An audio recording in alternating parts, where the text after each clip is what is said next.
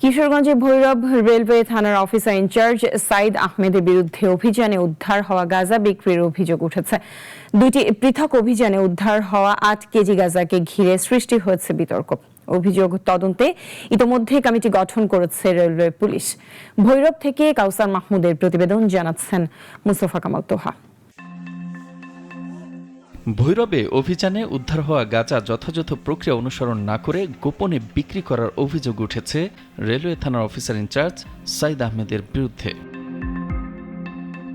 গত 9 জুন চট্টগ্রাম থেকে ঢাকাগামী তুর্না নিশিতা ট্রেনে অভিযান চালিয়ে 4 কেজি ও 14 জুন ভোরে সিলেট থেকে ছেড়ে আসা উপবন এক্সপ্রেস ট্রেনে অপর অভিযানে আরও 4 কেজি গাঁজা উদ্ধার করা হয়।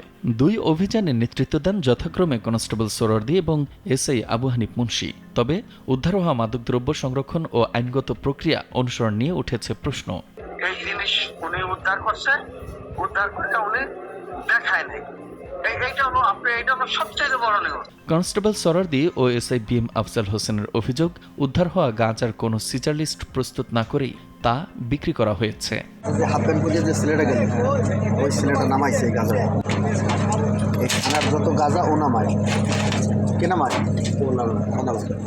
এদিকে 9 জুনের অভিযানের সময় জসিম নামের এক ব্যক্তি ট্রেন থেকে পড়ে আহত হন।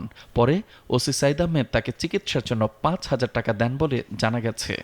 ঘটনাটি নিয়েও বিভিন্ন মহলে আলোচনা চলছে। তত্ত্বাবধানে বা তার সহযোগিতায় ভৈরবে রেল স্টেশনে বিভিন্ন ধরনের অবৈধ পণ্য ভারত থেকে আসে। গাঁজা ধরবে 10 কেজি, আসামিকে 1 কেজি দিয়ে চালান দিবে, 9 কেজি ওনারা সোর্সের মাধ্যমে বিক্রি করবে।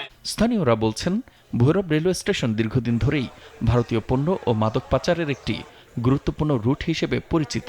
জংশন হিসেবে এখানে বিভিন্ন ধরনের মাদক আসে, এখান থেকে বাংলাদেশে বিভিন্ন জায়গায় ছড়া যায়। সেটা অবশ্যই আপনার প্রশাসনের সহযোগিতা হয়। এই ভৈরব যেন মাদক পাচারের কোনো লাইন হতে না পারে, মাদক পাচারের একটা গোল্ডেন ট্রায়াঙ্গল হিসেবে যেন ব্যবহার না হতে পারে, এই ব্যাপারে কর্তৃপক্ষের সুদৃষ্টি কামনা করছি।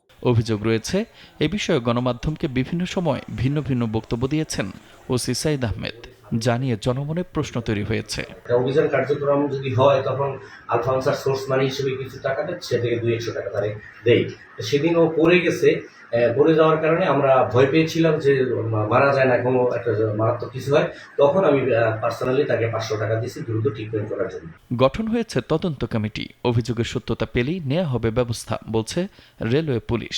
সে ওসি যদি এই কাজগুলো যদি করে থাকে তাহলে অবশ্যই আমরা এগুলো অনুসন্ধান করে ব্যবস্থা নেব। ভৈরব রেলওয়ে স্টেশনে মাদক উদ্ধার নিয়ে ওঠা এ অভিযোগের প্রকৃত সত্য কি তা বেরিয়ে আসবে তদন্ত শেষ হলেই, এমন প্রত্যাশা সবার।